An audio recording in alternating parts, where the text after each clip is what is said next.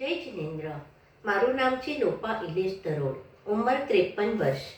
વર્ષ 2018માં ચેતન ભગત દ્વારા અંગ્રેજીમાં લિખિત અને વર્ષ 2019માં ચિરાગ વિઠલાણી દ્વારા ગુજરાતીમાં અનુવાદિત પુસ્તક the girl in room number 105 અનલવ સ્ટોરીનું પુસ્તક મૂલ્યાંકન હું આજે તમારી સમક્ષ રજૂ કરું છું.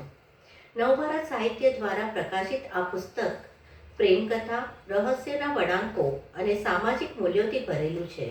34 પ્રકરણ અને 360 પાનાની આ નવલકથામાં મુખ્ય પાત્ર કેશવ ભૂતપૂર્વ આઈઆઈટી એન્જિનિયરિંગનો વિદ્યાર્થી છે. પરંપરાગત હિન્દુ પરિવારમાંથી આવેલો કેશવ કાશ્મીરી મુસ્લિમ ઝારાના પ્રેમમાં પડે છે અને બંનેના પ્રેમ પ્રકરણને પરિવારના સંમતિ નથી મળતી, તેથી તેઓ છૂટા પડે છે. ઝારાને ભૂલી ન શકનાર અને પોતાની નોકરીથી ત્રસ્ત તેવો કેશવ દારૂના નશા તરફ પડે છે. આ તરફ ઝારા પોતાના સહપાઠી રઘુ સાથે સંબંધથી જોડાય છે, પણ એક વખત ઝારાના જન્મદિવસે મધ્યરાત્રિએ તેના મોબાઈલથી આવેલ રૂમ નંબર 105માં મળવાનો સંદેશ કેશવને 4 વર્ષ પૂર્વેની 105માં ગાળેલી ઝારા સાથેની મધુર પળો યાદ અપાવે છે.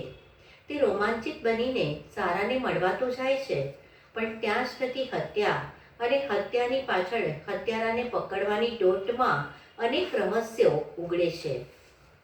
આ નવલકથામાં મારા મતે ઘણું બધું શીખવાડે પણ છે અને સમજાવે પણ છે.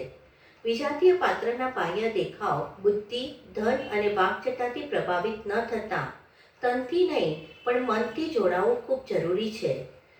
પહેલાં ખૂબ જ સરળ ભાષામાં લખાયેલ આ નવલકથા કાશ્મીરમાં ઉદ્ભવતા મુદ્દા, હિન્દુ મુસ્લિમ પ્રેમની વાસ્તવિકતા અને સાચા મિત્રની ઓળખ, લગ્ન પૂર્વેના અને લગ્નેતર સંબંધોના સમીકરણ બતાવે છે. હાલના સામાજિક સંબંધોનો આ જાણે એક અરીસો છે. આ નવલકથાને લેખકે અનલવ સ્ટોરી કહી છે. તે માત્ર એ જ શીખવે છે કે જે સંબંધમાં વફાદારી ન હોય, તે સંબંધોને જીવનમાંથી નકામા કચરાની જેમ બહાર કાઢી નાખવો તેટલો જ જરૂરી છે.